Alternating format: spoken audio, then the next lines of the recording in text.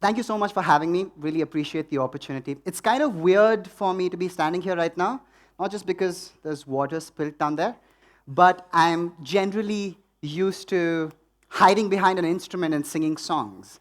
And my conversation generally amounts to the mildly funny jokes in between those songs.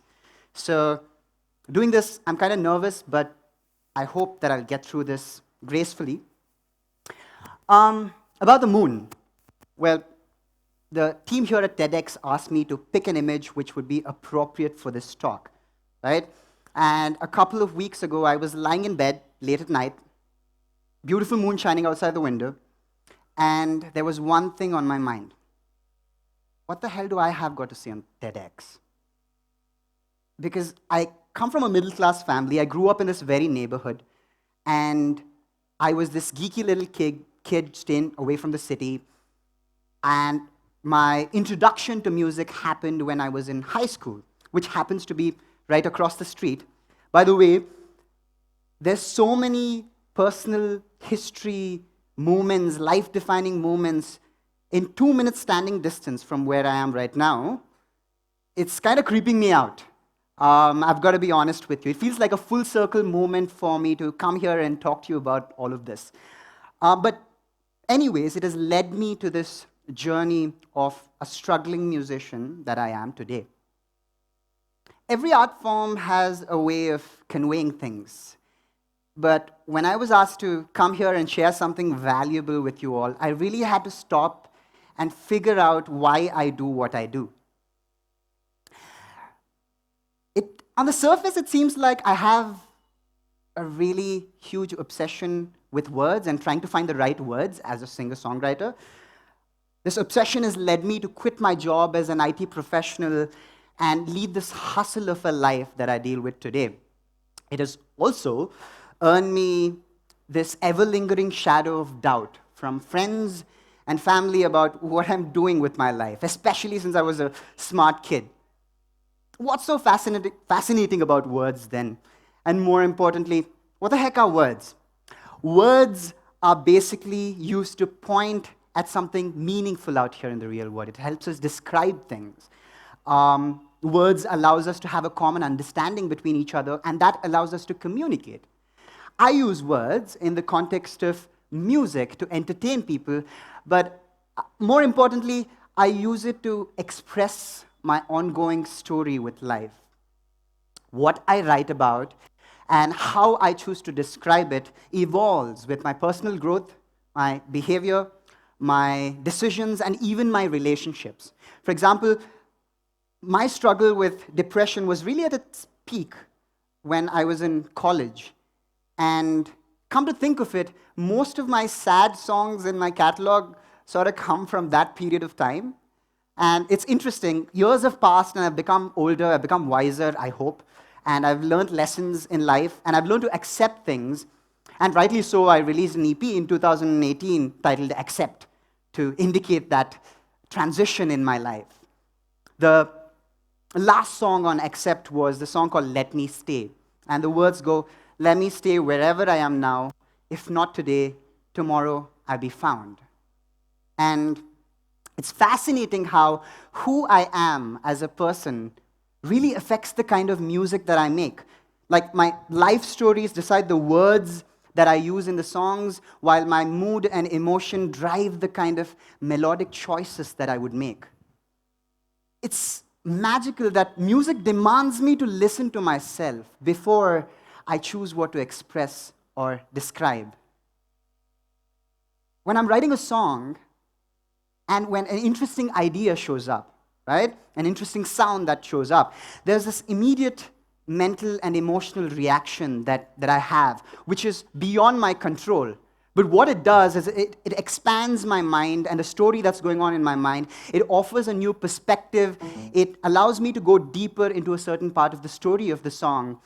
And just like that, I am able to finish the song. I mean, it's kind of inaccurate to say I am able to finish the song. The creative process kind of happens on its own, and I'm kind of riding the wave as it moves forward.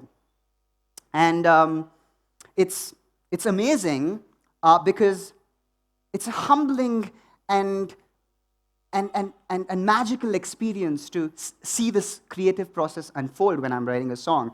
And I assume that it's for everybody else who writes songs or any other form of expression of art. For me, in my case, music sort of teaches me more about myself, just in the way that I explained the songwriting process. It tells me more, it gives me new perspectives about my life, and that's amazing.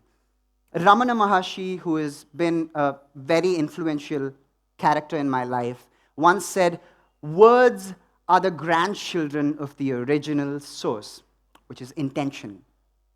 And truly enough, my journey with music has allowed me to be honest with myself and stay grounded to my own intentions. It allows me to accept my good sides and the bad. And because of that very reason, songwriting and music has been a therapeutic tool for me to use in dealing with my mental health. To listen has been my biggest music lesson.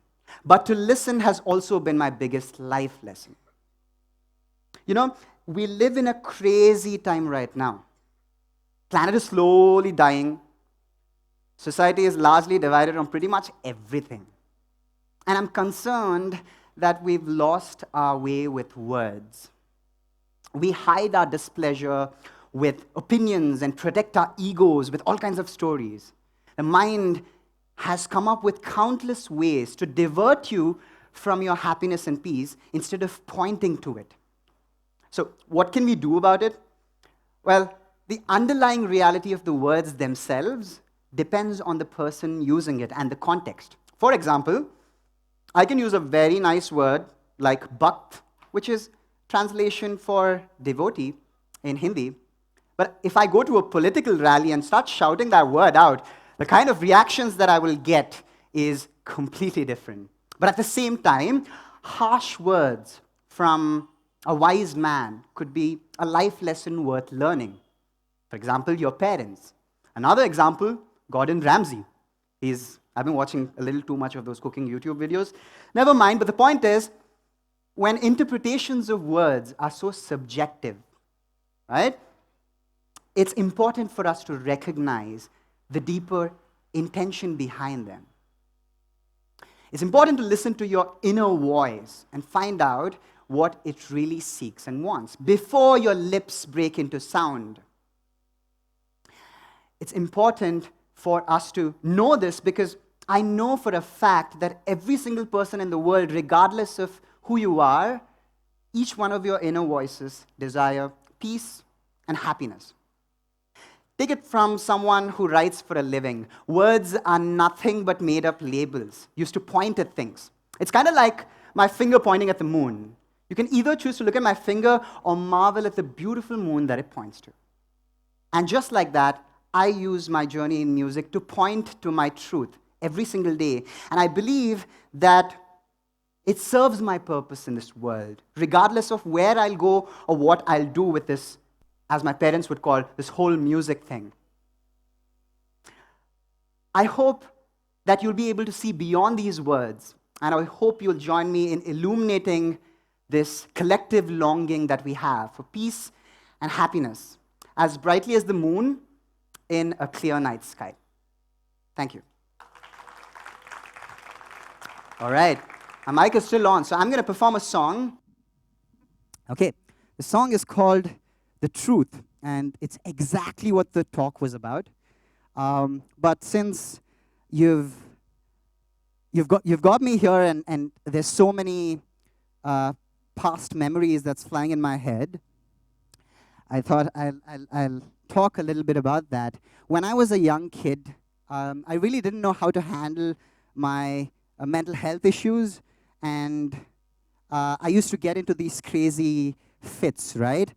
And I had a really good friend back in the day, and she would make me go through this pause period where I'm supposed to not speak even a single word, just stay completely quiet, not make a sound, and after that time period is over, I can do whatever I want.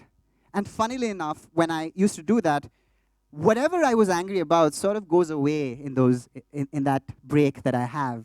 And I started asking myself, what is my truth really? Is it the one that I was angry about, which I feel is so important?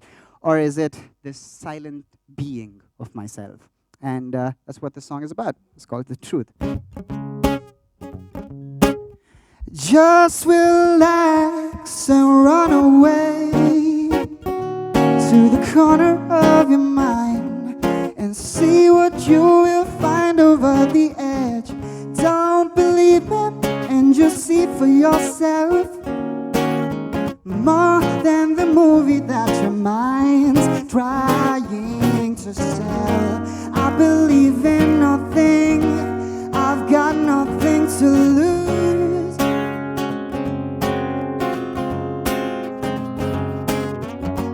I guess I'm just lucky, or just another fool for the truth, yeah. Another fool, yeah.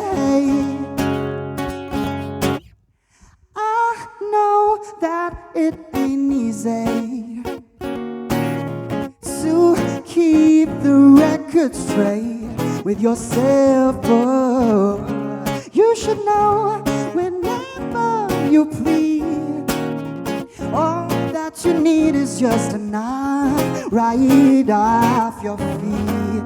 I believe in nothing, but I've got nothing to lose.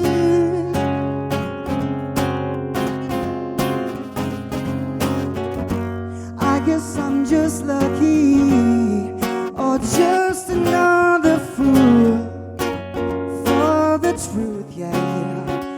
Another fool, another fool, another fool for me and you. Oh, it's time we leave this behind. Comforting words are just lies, yeah. Complete yourself and breathe this hell and breathe the light, yeah. For the truth, yeah.